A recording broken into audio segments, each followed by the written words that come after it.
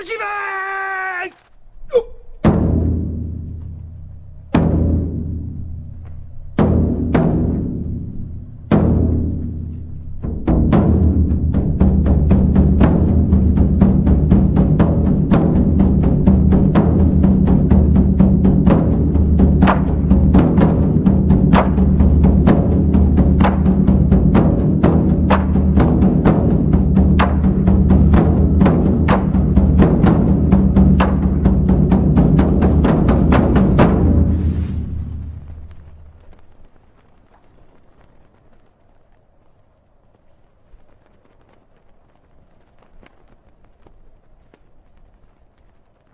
！Friends, legionaries, countrymen, lend me thine ears. I have come to exalt Caesar and to praise him. No, but in all seriousness though, legionaries, it's good to be back. And I am back at the new formulation with the sequel to the events depicted in my book, Caesar Bellator. Caesar Bellator, for those of you who don't know, is a book which revolved around the events, the campaigns, the political intrigues, and the sociological, let's say, encounters with the Gauls and the Roman Empire, or the evolving Roman Republic, of course.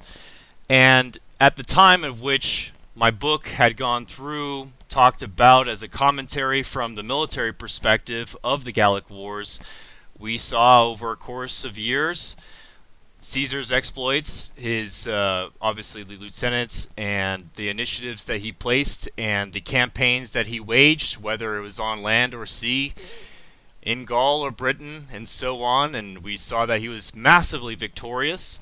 And of course, the book himself that he wrote, the Gallic Wars itself, were part of basically trying to shore up his popularity in the emerging triumvirate he found himself in.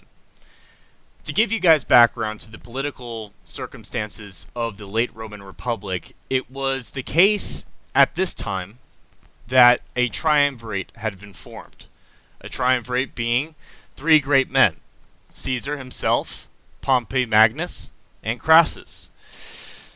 But Pompey was already a great man. He had previously vanquished Spartacus, he had been a great military commander, and had already the praise and love of the Roman people. Crassus, on the other hand, leveraged his immense wealth, his immense, I suppose, passive influence, in which he used the debts which many people owed him to effectively sway the political happenings of the Roman Republic. And remember, Roman society isn't flat like ours, or at least ostensibly how we perceive ourselves to be flat, but was built on the idea of the patron-client relationship.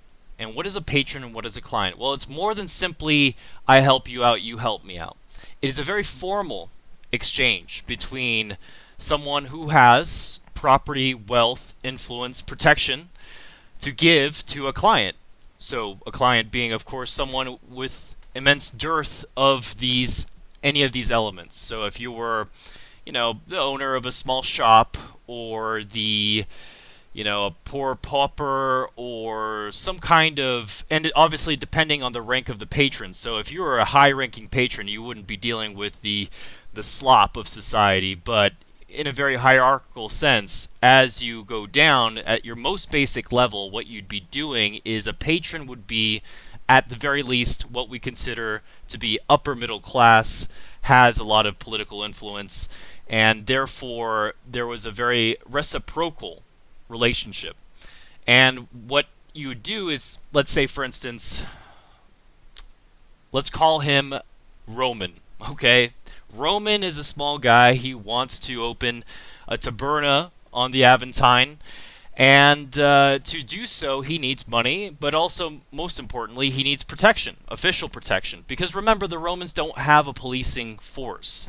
Most of Roman law was exercised by the citizens on the spot, and therefore you needed actually private protection. Private protection, of course, could only be contracted by those who could command money and the loyalty of some roughs, so to speak, who would, in a sense, form as a deterrent against criminal activity and as patron and so on and so forth. So it works kind of like a mafia situation.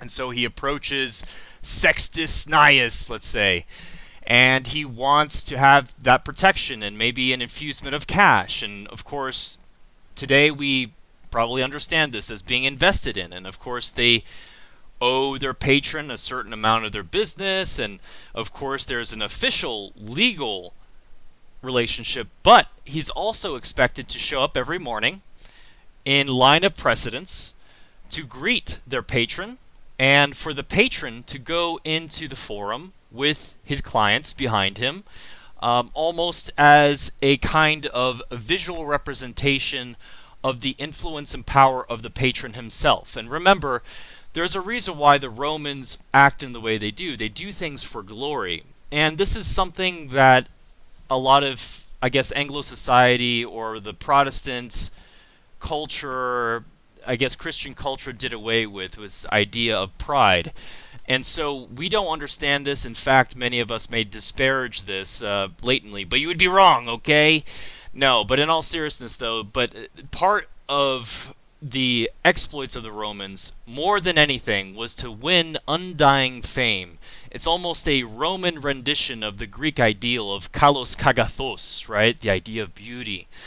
But effectively living life for an aesthetic end as opposed to a moral one or whatever. And so, great merchants or men who could command the power to do so would flex their power, and in a way that was salubrious to the city. And so, for instance, you see triumphal arches, especially during the Republican era, dedicated to people who you and I probably don't know, but it's like merchants who were extremely successful. So imagine if Jeff Bezos decided to make a triumphal arch downtown DC. Kind of effective situation. But also, another measure of one's greatness was to be obviously elected to political office, but also go in on the morning in the Forum. And the Forum was this great big place in the center of Rome in which all men conducted their business, especially merchants. Law courts were held, advocacy, philosophical pedantry would happen. And so the Forum was the nexus. Consider it almost as the same as being online. Online is where everything is really happening, right? In our society, in our culture, in our era. So imagine online, but in one place. And to be physically in that place is to be perceived, and for others to understand your position in the social hierarchy of Rome. And this is a very deep rabbit hole, and it's for a very important purpose, so bear with me, Legionaries. And so, to go back and to talk about the circumstances that Caesar found himself in the late or early 40s BC, was to, in effect, be a continuation of this mutual competition. Again, a rendition of the Greek ideal of the agon, of being the best, of exceeding all others. And Nietzsche talks about how the point of a nation, or the way that a nation is, it's constituted on a principle, that axiom being the central mission. So, in Nietzsche's point of view, the animating, let's say, mission, objective, highest excellence of the Greek was to excel all others, and to be perceived to have done so. And the Romans, in a very similar way, believed that as well. And although they weren't heavily Hellenized by this point, they had their own specific sequel to that kind of feeling. And so I would posit, and no one has said this except for myself, that instead of exceeding all others, the Romans sought to dominate. Because the delineation between the Greeks and the Romans, and you see this play out in their political philosophy and how it is that they created the world and made other countries in their image, really what they sought to do was dominate. Because the Greeks, once they had exceeded or been the best in a certain field, even if it was something as humble as pottery making or urn making or some kind of artisanship, or is a great wrestler, pankotrakatron, or whatever the hell it's called, and or a great soldier, or a great ruler, remember that tyrants don't last long in Greece, and the reason why is, culturally speaking, the Greeks lived for the game of competition. The game being, of course, agonal, right? Agon, the agon. And so their entire life surrounded the competition of life, of exploits, and arete, excellence, was expressed in the competition and was validated in the victory. However, if there is someone that absolutely mogs people, right? Mogging being, of course, absolutely dominating, and you see this sometimes in great world champions of our time, like Mike Tyson, or basically other people that never get off the top, right? They're just so good. They exceed others so much. We can't get rid of them, and we kind of get tired of it.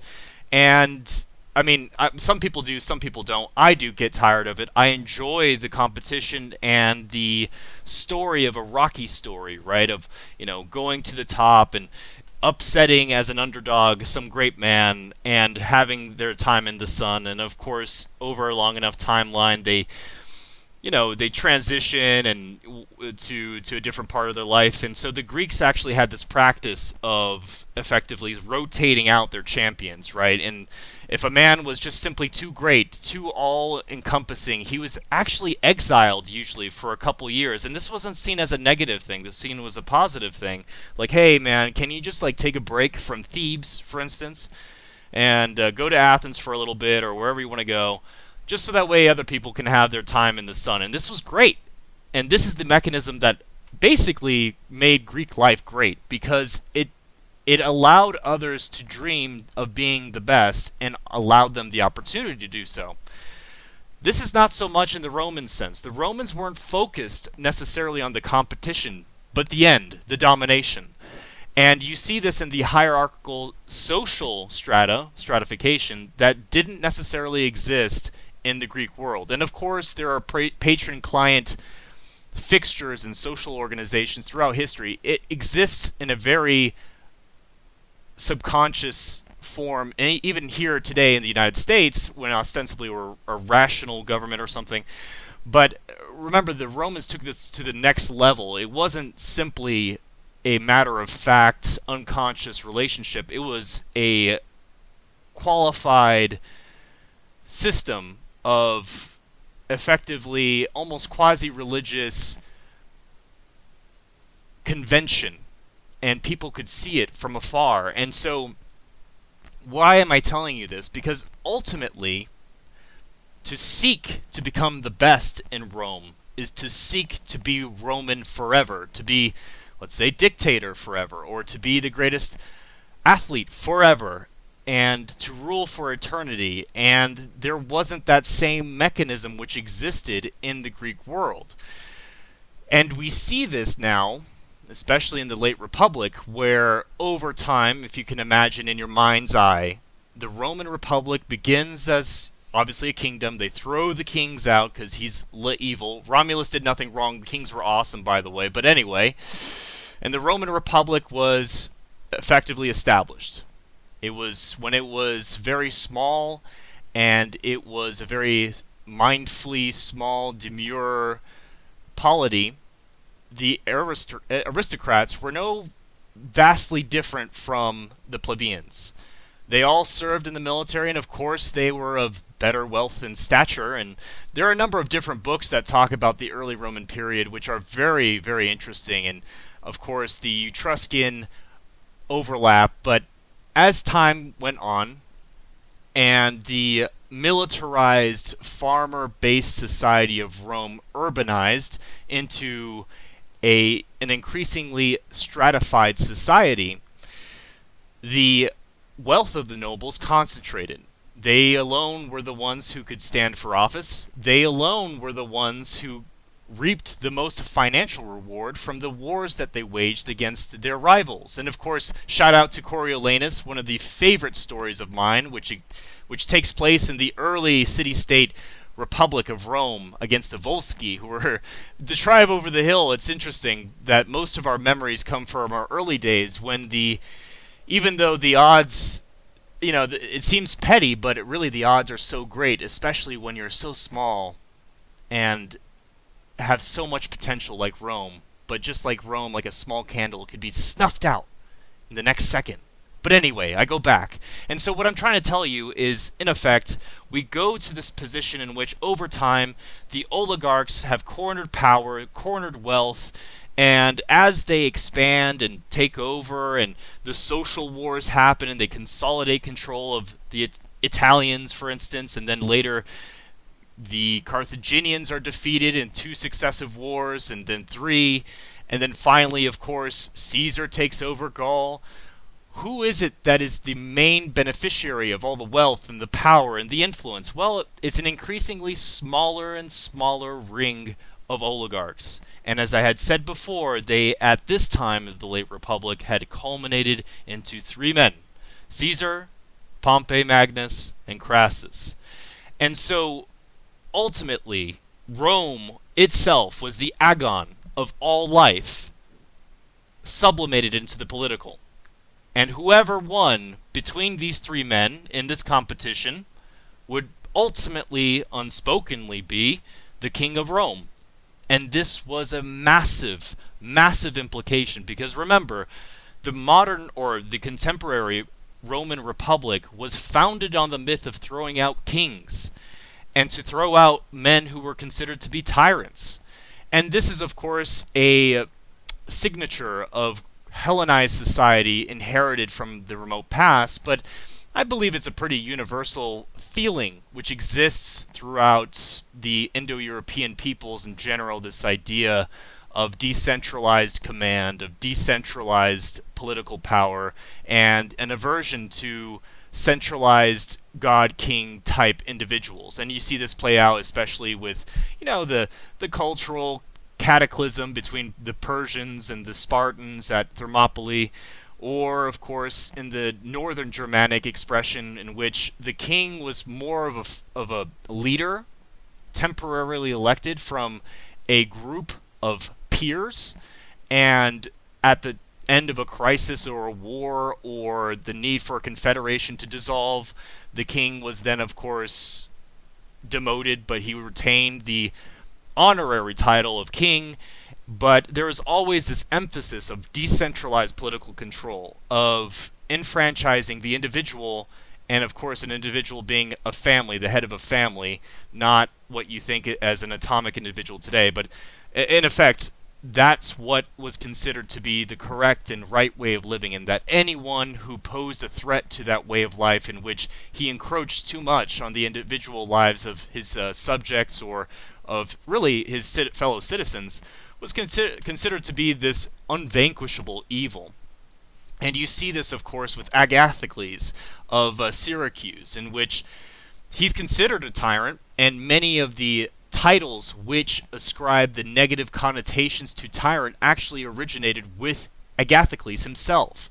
Although, of course, there were previously tyrants of many other different cities and so on, Agathocles really basically brought it to the fore. I mean, beyond Critias, he was the one who assassinated a body of peers, elected officials, and took power for himself. Tyrannos means ruler of one person, and this is to be delineated from monarch, right? Because Aristotle at this time obviously had his impression felt culturally and philosophically, and tyrant, and the difference between tyrant and monarch is that one is illegitimate and the other is legitimate, and that one takes into account his personal ambitions, his petty ambitions. He rules by passion alone himself, and the other, of course, the monarch, takes into consideration the rule of his peers, that he rules well and in their benefit with their counsel as peers.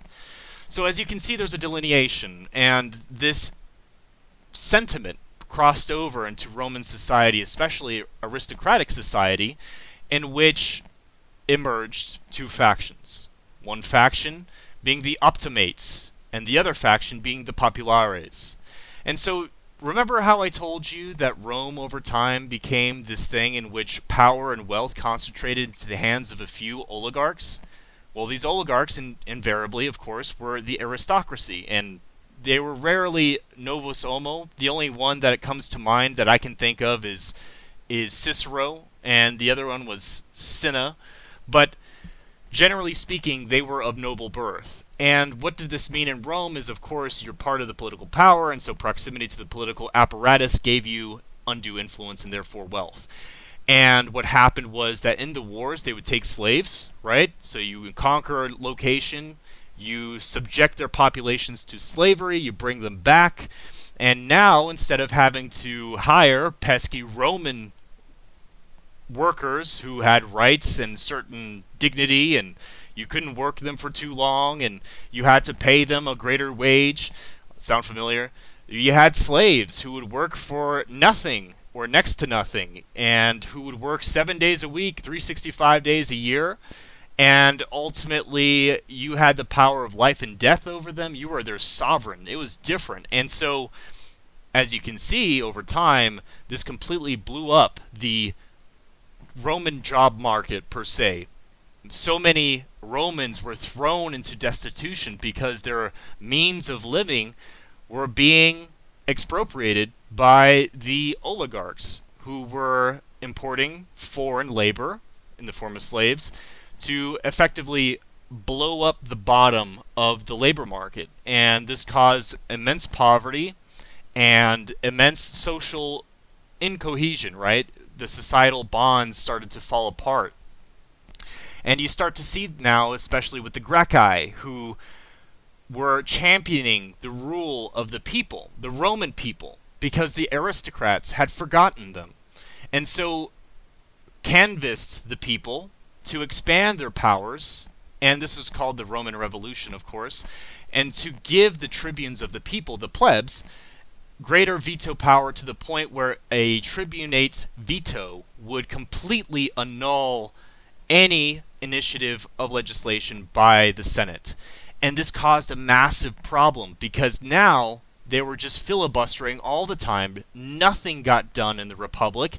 The wealth was interrupted to the elites, and the nobles became enemies of the people, and vice versa. And so the social and economic troubles deepened, and to the point where it elicited a senatorial faction to set upon the Gracchi and took tiles from the house of the Senate and pelted them and killed them.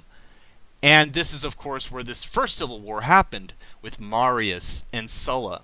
Sulla being the representative of the Optimate class, and Marius being that of the Populares. But the idea behind this is that the Optimates sought to expand the power of the aristocracy, but also with the self-understanding that they were the defenders of the Republic, and that they were Republican, and they only cared about the Republic, and they were very good men, and all this kind of stuff, even though, of course, every act they made was entirely selfish, corrupt, and self-centered. Now, on the other side, the Populares, right? The Populares thought, okay, obviously we're all Romans. The nobles are, of course, more Romans than most plebs, but that doesn't mean that they're absolved of the leadership charge that they had been birthed to, which means that you have to look after the Roman welfare. You have to look after their being, their safety, their financial prospects, their prosperity. I mean, it's not enough simply to coexist together. It's not enough. I mean, the Optimates were even failing in keeping public order. Crime was rampant, and some of these oligarchs who effectively were moguls and ran apartment buildings would artificially set them on fire, just so that way they would have a kind of an insurance scheme play out. And so there was this great stasis in Roman society, and the Populares wanted a responsible aristocracy. They wanted the interests of all the people of Rome to be represented. And yet again, this is not to connote a communistic ideal which sets people on equal footing. Romans didn't want that. They didn't believe that, and no one does. I mean, I don't either. I think that's stupid. But the idea, greater idea that Rome was trying to explain is that Rome is one city, one legion, and that ultimately what's good for the goose is good for the gander, right? So ultimately, you need to be a team player. The aristocracy was not doing that, and the mechanisms of power only benefited the aristocracy, who had resorted to extrajudicial killings of the champions of the people. And so not only was the Republic at such a circumstance in which the mechanisms of power heavily favored the aristocracy, they also were depraved and had become decadent and chose to extrajudiciously not change it.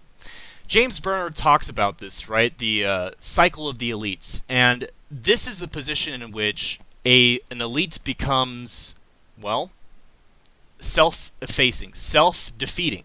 And why is it that these elites are bad for the people? Well, the wealth that they accumulate is not shared. The leadership that they offer is derelict and weak. It is self-centered. And what's worse is that they are highly imporous. So it is extremely difficult for new men, novus homo, omi, to arrive into the Senate near the decisions, where the decisions are being made on a societal level, to represent all the constituents of the body politic. And so what happens is, when an elite does that, they ossify and make themselves ripe for revolution. With very few exceptions, and I had said earlier, Cicero was one of these great Roman men who you can still read today, and I highly recommend the work of Quintus Curtius. He has been transcribing a number of different works by Marcus Tullius Cicero. But to return, of course, to the matter at hand here, the challenge of what happened at the time was that increasingly the elite were a shut-off and remote people. Just like that movie Elysium, where they're almost extraplanetary. And the people suffer. Their people suffer. Romans themselves suffer, and they don't care. And so the populares were a faction of nobles who saw this and sought to bring up the Roman people. And of course, this is not to say that they don't have their own ambitions themselves, of course. I mean, just like any nobleman or any life, Nietzsche says that all life is about the accumulation and the growing greater of power of the individual and of the collective, right? And so, let's not kid ourselves here. Julius Caesar was most certainly seeking to expand himself, but that's not also to say that there aren't true believers as well. Even in himself, you can correlate true believers with also ones that want to self-accrete, so to speak. Anyway, getting back to the late Republic, remember, there was a civil war that had played out in Caesar's childhood. The civil war was between Marius and Sulla. I won't go into details here because it would just be beyond the scope of the mission. Suffice it to say that a lot of the events which played out during his childhood had long-term effects for Caesar as his psyche played out as well. When you're in that circumstance, especially when you're born to a royal family line, aristocratic family line like Caesar, you are in the game. And not to be corny, but just like Game of Thrones, you either win or you die. Caesar, in fact, almost succumbed to Sulla in his childhood because his family and himself as a teenager had supported the populist faction. And Sulla, remember, was an optimates. And so therefore, as part of the political purges, he was going to kill everyone of his family, including Caesar himself. And Caesar, I think actually what happened was he had refused this certain obeisance to Sulla, and Sulla took that as subversion. I forgot exactly the details, but suffice it to say, he survived Sulla, barely, and ended up getting a pardon through his mother and his family connections, which were, of course, just as everything, every political movement, they're always on both sides of the fence at all times. And therefore, remember that it was Sulla himself who had effectively impressed this opinion into young Caesar. And so Caesar always knew that he had to win. And so he won. And he won, and he kept on going up the praetorship, and it was only late in his life that he secured military command as part of the Cursus Honorum. And this is where the late Republic takes its fateful turn. And if you haven't read Caesar Bellator, I highly recommend. But the idea is that he just skyrockets to stardom. He becomes one of these great oligarchs, even though it's the case that he is in severe debt. I mean, Julius Caesar, just to funnel his power, his wealth, or whatever, his future, and to further his mission, he had to take on a lot of debt. He had to ask a lot of favors and call in a lot of monetary support on the risk assessment that he would be able to pay off his debts when he took to the provinces. And remember, the main way that politicians made their money was by being assigned consul or some lesser office, be given a province, and in that provincial mandate, tax the province and make your own mountain, so to speak. And the way that taxation happened in the provinces, just for some background, is a little bit different from us. Tax farming.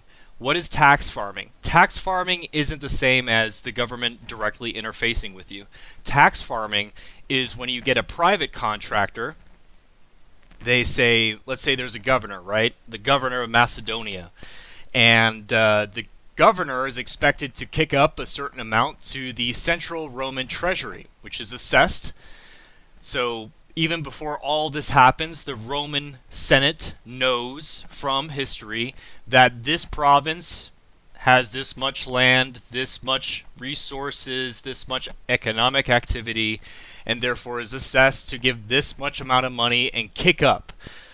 And so therefore, when they send out a governor, his mandate is, hey, you have this province to govern, to hold law offices and courts, to hear people's cases out, and to kick up this amount of money, which is what we should be expecting. This is the way, the mechanism in which anti-corruption measure, or at least the preliminary one. But the governor gets there, he arrives in the province, and then there's a whole team of guys called tax farmers, contractors, right? And they're like, hey, governor, give me the, let's say, charge or authorization to correct or collect taxes, and I'll kick you up this certain amount. So let's say that if you're the governor of Macedonia, you have to kick up to the Senate 10,000 pounds or 10,000 talents of gold, okay? Or silver, rather. They actually did silver more often. So they're like, okay, no problem. The way that you made money is by getting tax farmers to bid for that same contract at a higher rate. So they'll say, hey, I will give you, governor, 15,000 talents of silver if you give me the authorization to tax. And so what they would go on is tax. And of course, for a contractor to make money, they have to make way more money than what they had bid on the contract, because remember, they're paying for the opportunity to take other people's money. And therefore, what ends up happening is when they tax the province, the actual tax farmer usually like makes rocks bleed, right? They take a lot, and this is why tax farmers are hated all throughout the world, throughout time and space, because they're not just simply there as arbiters of the government. Their hand lays heavily upon the peasantry especially, but everyone else, because they're out for their personal gain. And so there's a lot of corruption, excessive use of force. I mean, they beat people up, and so on and so forth, and effectively drain dry an entire province of their wealth as they kick it up. So it's almost like a mafia structure. If you watch The Sopranos, remember that the way that it's structured is a pyramid, and if you're at the bottom of the pyramid, you kick up 2 points a week, right? What is 2 points a week? It's $2,000. So every week you have to kick up to your boss, no matter what happens on your end, $2,000, and they have to kick up $1,000, and so on and so on and so forth until it gets to the top, right? Tony Soprano. Now imagine Rome as Tony Soprano, but the issue is, how do you curb the excesses of the tax collectors? And that's something that recurs over time. I won't get into it too much, but there's always this term or word of wisdom: one has to shear the sheep, not skin the sheep, because once you start skinning the sheep and making the people destitute, they will not year after year create and accrete wealth from which you tax, okay? And so anyway, Julius Caesar, this is when he gets his opportunity to actually make the wealth back that he had owed to other of his friends, to Crassus and so on, and he comes into enormous wealth in Gaul. He becomes rich, not simply in land and slaves, but wealth itself, gold and silver and artifacts. And remember that a lot of currency back in the day, so coinage, derived most of its value not simply from the precious metal itself, but from the actual artifice of the artistry of the coin itself, okay? And so the more beautiful the ornaments of wealth, whether it's ringlets that you get from the Gauls, or you get very beautifully made Gallic statues of pure gold and emerald studded eyes, these things have more value than simply the sum of its parts, right? And Caesar is just simply drowned in all of this, and he is able to raise legions of his own from his immense wealth as well. And you can see the consternation of the Senate back home. They're starting to see this man who is part of the populist faction, again, the people who champion the people of Rome, become immensely wealthy, immensely powerful, immensely popular, and in so doing, creating a unity of power, not simply hard power in the form of legions and mandates of provinces, but soft power culturally, currency-wise, and so on. But the challenge here is what happens. Crassus dies in the east against the Persians. He's made to drink gold. Very fitting, by the way. Oligarchs should all drink gold, molten gold.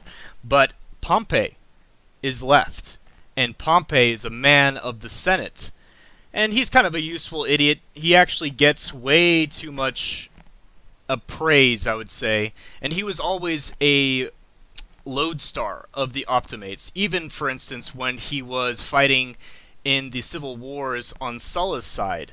He had been acclaimed as Imperator. And what's an Imperator? Imperator is more than simply general, right? Imperator means victorious general. It means a man who has scored a great victory, not simply any victory, one that has earned a triumphal procession. And, remember that Pompey Magnus was the youngest of, I guess maybe of the commanders in general, to have earned a triumphal procession in Rome. And it's kind of funny, there's a small story where, as a young kid, he's kind of a dashing guy, a Chad, and he wanted to put a lot of pomp and circumstance, and he thought, you know what I want? I want to ride, instead of on a chariot, I want to ride on an elephant. And the Senate, of course, was, well, let's say they were not amused, right? The Romans are very conservative. They like their culture. They're very self-confident, and African motifs such as elephants or too much ornament was looked down on with disdain. It messed up the ceremony and the aura of the Roman people. And so at the last minute, the Senate managed to convince, I think it was Cicero, to convince Pompey, hey, that elephant, it's not going to clear the triumphal arch that guides its way to the Forum. So it was literally at the last minute averted by happenstance. But anyway, going back, so you remember, you see these two champions once again coalesce and crystallize at the fore. Julius Caesar, representing as a great man, a great oligarch, the interests of the people, and Pompey Magnus, the interests of the aristocracy. And Crassus out of the way, we start to see that there's a final battle royale for the future of the Roman people, for the future of what meant to be Roman. And so I pick up where I left you off, and this is where Julius Caesar is currently encamped in Cisalpine Gaul. This is northern Italy, and he is there because even though he controls the province to the west, the Alps and Gaul and Gallia, right, he still has this challenge coming from the Senate, and the Senate, especially in Cato and Cicero, perceive Caesar to be this great tyrant, this great threat to their power, much in the same way the Gracchi were, except the Gracchi didn't have an army. They didn't have anything but legislative power, and so they were easily assassinated.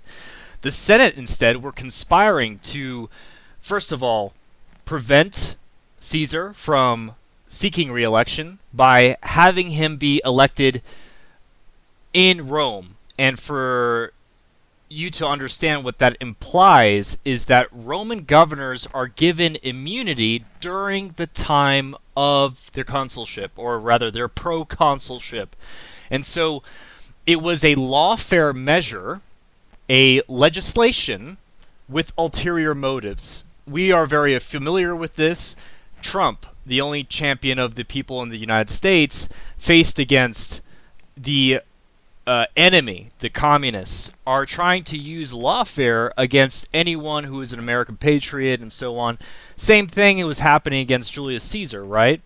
And so consider this. Caesar was thinking to himself, okay, if I submit myself to the will of the Senate, and though ostensibly they have the seal of authority and legitimacy, clearly the mechanisms of power, of official power, are subverted by an elite who are acting in bad faith for their own self-interests.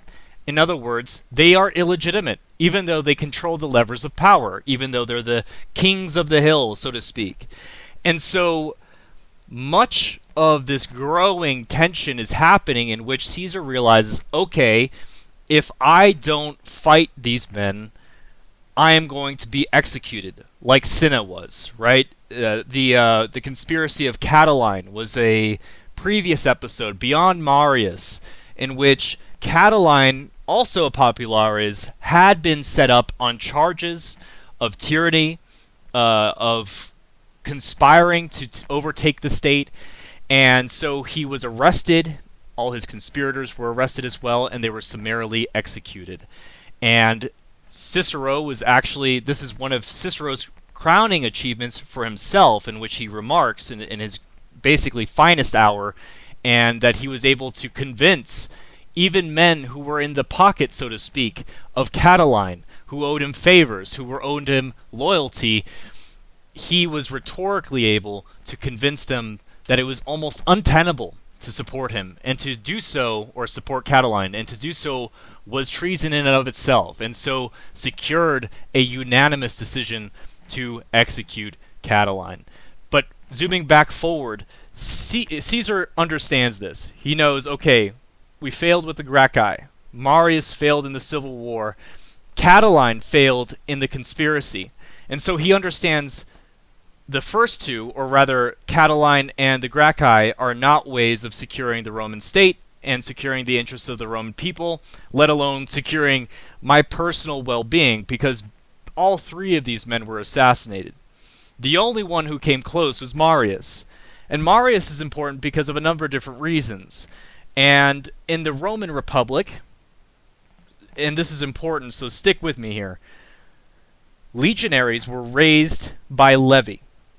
That's what legion means in Latin. The levy was taken from the tribes of Rome. This was common in antiquity, in which every city was divided into tribes, or kind of communities or whatever, and each class of individual was supposed to supply military service. Those who formed the poorest, the absolute poor, destitute people, the proletarii, were excused from military service.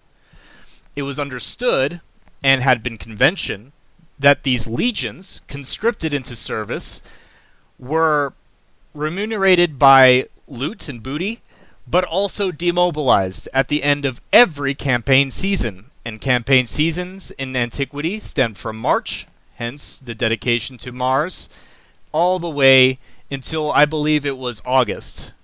And during that summer campaign, early fall, you were expected to give service. And back then it was a great honor. It was not simply about money. It was also about civic duty. It was a way of securing glory and honor for yourself, prestige in which you could leverage and, be seen in positive, I guess, perception by your fellows. It had a number of different beneficial societal influences.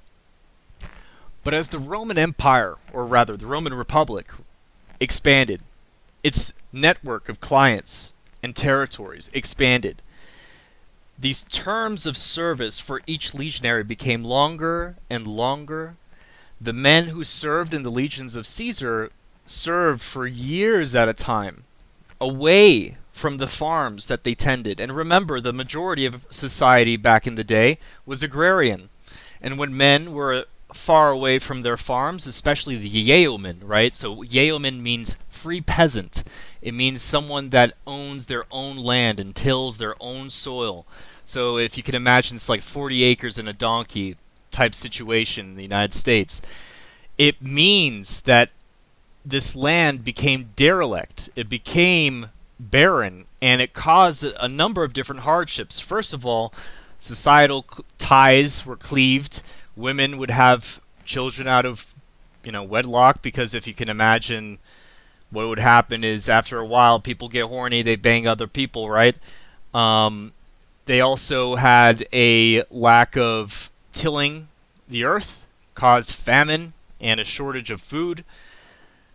The soldiers who served were increasingly not satisfied with service because they were kept beyond what they were expected to serve. And then finally, of course, the fighting edge or will of the legionaries over time became, let's say, it was basically undermined, right? Because you just want to go home after a certain point. You're levied into service. You're cool about fighting for the interests of Rome. You're a patriot, and you get crap pay. It's a hard life. Legionary life is difficult. A warrior life is difficult. And what ends up happening is that obviously most people are not warriors. They're not meant to do that. They voice their service in the interests of the state as patriots, but they're not full-time warriors. They're not about it. They're not. It's not really what was meant for it. And so Marius and the Marian reforms, as part of the initiative to help the Roman people, was to completely dismantle the property benchmark required for service. Because remember, before you had to have the property assessment value worthy of being in the military. So if you were of lower class but you could serve, you're a velites, which is like a skirmisher. Then if you were someone of more substance, let's say lower middle class, you served in the hastati and you had basic heavy infantry gear. And then the next level, if you're middle class or a little bit higher class, you're the part of the principes. And then finally, the triarii. And the triarii, of course, are the most wealthy, most senior formation of the three-line manipular battle formation. And if you were part of the aristocracy, you would furnish the cavalry. So if you were very, very wealthy, you would be a cavalryman. But this is where things change. Marius instead chooses to completely, first of all, make the military uniform, in the sense that everyone has the same kit, everyone's part of the same formation, and there are no property requirements. You could be poor, and you could enlist, and your equipment would be standardly issued. That issue obviously would come out of your paycheck, but you would sign a 10, I believe it was 10 years initially, and later in the Empire became 20 to 25 years of service. And so you became a professional soldier. You became part of the professional soldiery. And at the time of Caesar, it was a mix. It was a transition between the reforms into the manipular.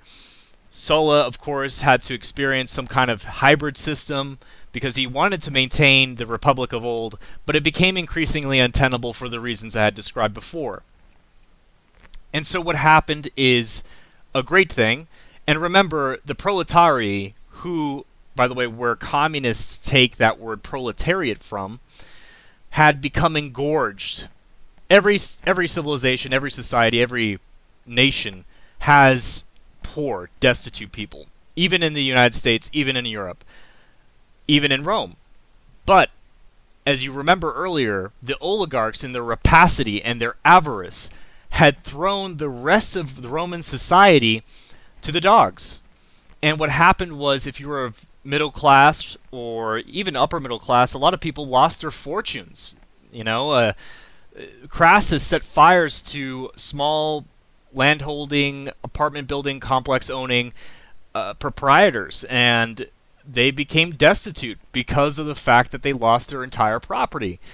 And what happened was the population of the proletariat expanded to enormous proportions because wealth had become concentrated in the few, power so too also there, and the interests and economic interests of the working poor became increasingly harder, and therefore increased the support base of the populares, right? The Optimates perceived this. They knew it. The moment of decision had come, and therefore they had to get rid of Caesar, just as they had gotten rid of the Gracchi, Catiline, Marius before them. But this is where everything changes, at the Rubicon, at the point of decision. And so, therefore, we are about to embark on our own quest, what is called in Caesar's civil wars, the civil wars, right? And this is the quest to restore the Republic. This is the quest to throw out the corrupt Optimates and to bind together high and low into one team, the Roman Republic. And the reason why I'm making a sequel, and I wanted to talk to you about the change in emphasis. The story and the implications and the history aside, the reason why I write these books and why the commentary I feel is needful is because obviously there's nothing so similar anywhere else.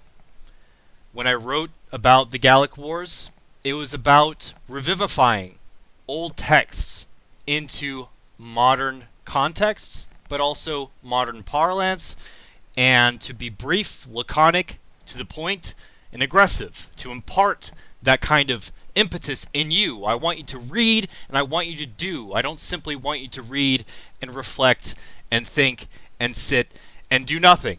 I want you to act in this life, because we live in our own Roman Republic. We live in our own late Rome, with our own oligarchs and our own populist champions. And therefore, I think it's incumbent upon you to understand that the Gallic Wars were wars of expedition. The locus of intensity, of the kinetic intensity of conflict, was mainly kinetic, which is to say it was mainly about battlefield leadership. And it's important for young commanders, young legionaries such as yourselves, to read about these things, to learn the basics being, of course, war. Machiavelli says the art of every prince is to be a warrior first, to spend his time reading and studying war. But war itself is a continuation of politics, right? Clausewitz. And there is no daylight between them. The reason why there is no emphasis in Caesar Bellator when I wrote about the Gallic Civil War, or excuse me, the Gallic War, and of course there were snippets and there were talks of intrigue between the Atreides and so on, or whoever it may be. It was largely a conventional military operation of subjugation. But a civil war is different. A civil war is a far more sensitive situation to be in because it is extremely political. Not simply are battles the outcomes of the political decision, but also even posturing, even liaising. The fight for legitimacy is namely one. And remember, in the Gallic era, or rather the Gallic campaigns, Caesar didn't have to worry about legitimacy. He had a mandate. He had a mandate by the Roman Senate, and he was conquering a foreign foe. They weren't contending for the same locus of legitimacy or culture. They were simply at odds. In the Roman Republic, of course, there are contending views of what is legitimate force. As I have seen and elucidated to you before, both have roughly an equal claim. The Optimates, for instance, are the aristocracy, the true blood of Rome, who have lived in Rome since the time of the kings and thrown them out. And they have the power. They are the ones in control of the Senate. They are the ones who are literally in the capital city, Rome. And that counts for a lot. They are the ones who actually have the physical levers of power or legitimated power. But then again, like I said before, the Optimates are also increasingly unpopular. The Roman people see them for what they are, which is oligarchs, rapacious and avaricious, petty tyrants in their own right. And though they may not have one king, one tyrant, they have many kings, many tyrants, or which is to say, they are oligarchs, plutocrats, if that makes sense, like in our own time. And therefore, they are known also from history to act extrajudiciously, or judicially. In the case of the Gracchi, which is a great tragedy for the Roman proletariat and just Rome in general. Even the aristocrats were in shock with themselves when this happened, because a select faction of the Senate had done that, not everyone, the extremists, right? And the Gracchi had gone down as heroes themselves, and were the reason why Marius took to the field, and there was a continued fight for legitimacy and for the future. They became martyrs, right? And so the Roman Senate increasingly became to be understood that it was under the control of venal, pathetic, old, womanish men. And therefore, what came out of the Senate was illegitimate, even though they were garbed and ornamented in the symbols of power and tradition. Right? Tradition counted for a lot. Tradition was the constitution of the Roman people. It didn't have legislation in the way we have it today. They had it in the form of religious rites, almost semi-religious conventions. So conventional law took on a religious form and censure as well. So that means that when you're breaking the law, it's not just breaking the law in our era where it's, oh, you might get in trouble, you might be put in prison. In other words, you might get hurt. It was a malignment against the gods. It was a spiritual wrong. But they lost this mandate, and they felt this way for increasingly a long time. People, especially when you're poor and you can't feed yourself, become increasingly disinterested with the highfalutin abstract ideas of what is right and wrong, and become a lot more mean and straight to the point with what they need: food, employment, a better future, hope for a future. And this is what they hoped from Caesar. And so the legitimacy of Caesar came from the misappropriation of senatorial mechanisms of power, the engagement of bad faith, the extrajudicial nature of the actions given by the Optimates, of course, the increasing unpopularity of the Optimates, as well as, of course, their lack of personal bearing, confidence in their command. So, as you can see, it's kind of up in the air. It's all up in the air. And this is a great opportunity to talk about the next level of what a soldier prince should be in your education as a leader. Because I don't want you just to simply be a workman who is a very specific technician of warfare. A warfare being very focused on the minutia, which is the act or the action of combat. And the reason why is because war is, frankly, that's a very small part of it. And America's shortcomings in the last few decades, last century, came from the fact that our military and our civilian command are separated, which is to say the technical and the political are separated. These need to be bound up in one and the same thing. The army must be political. And the reason why that is the case is because the sensitiveness of the officer class in the military needs to be able to interact with what is actually the objective of any given war.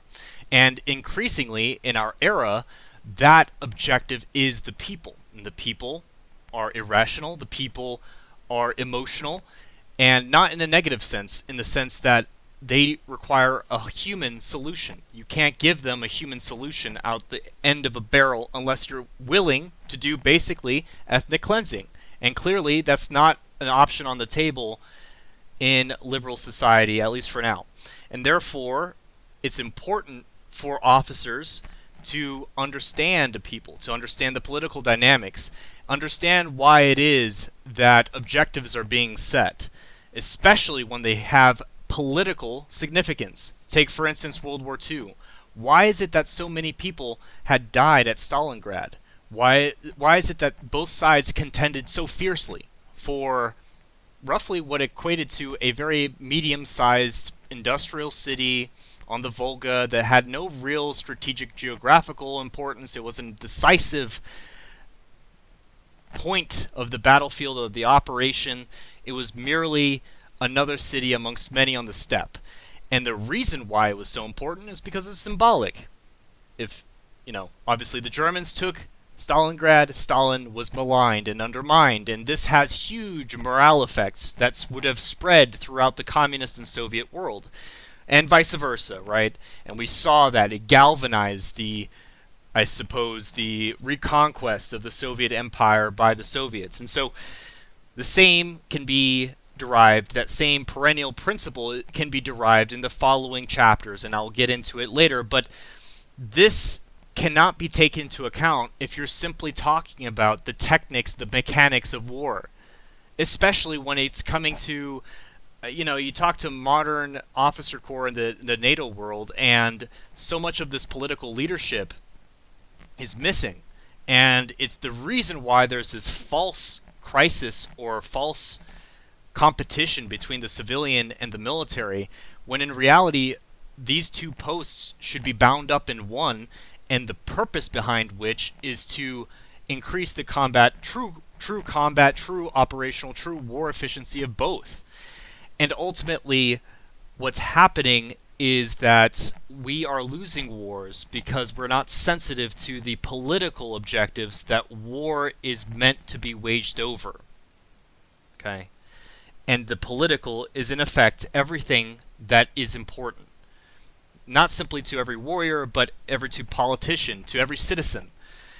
And I will take this opportunity of the civil wars to elucidate perennial political principles. And in short, my aim is to give you a political education of philosophy, of statecraft, of governance, of good governance, in addition to, of course, the more conventional campaign studies, the more conventional military studies of discipline, of warrior ethos, and so on, and so weave and synthesize between these disparate elements, or what is perceived to be disparate, into one text, one commentary.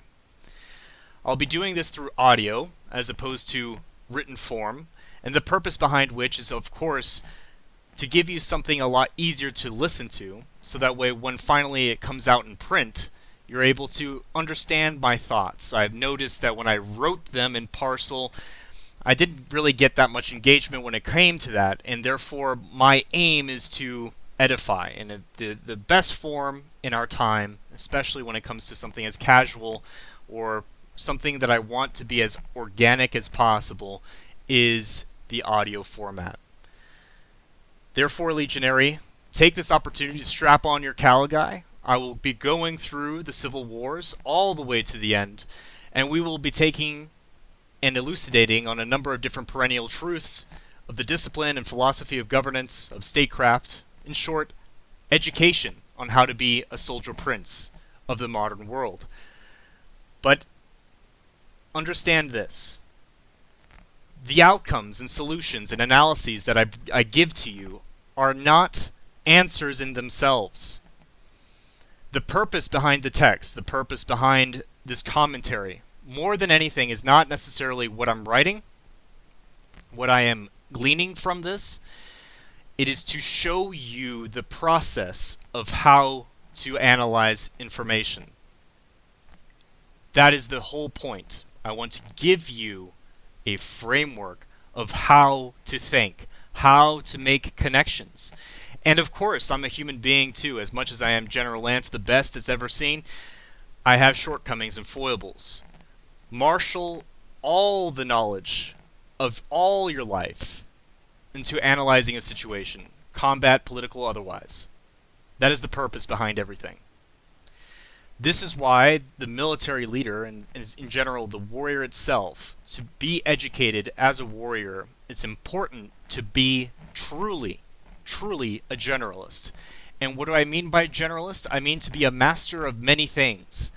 Not simply how to wage war or how to do politics, but be at least acquainted with, if not have an intermediary proficiency in, a number of different fields, such as biology, generally the sciences, physics, economy, philosophy, whatever it may be, artisanship, things as silly or simple as you may think as engineering are vital to military prowess and the securing of victory.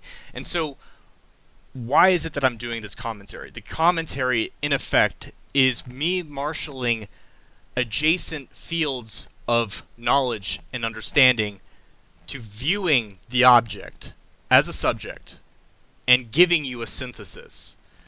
But your synthesis and my synthesis will diverge. Those that have the best fidelity, rather the best vision of the object, are those that have the most angles on it, right?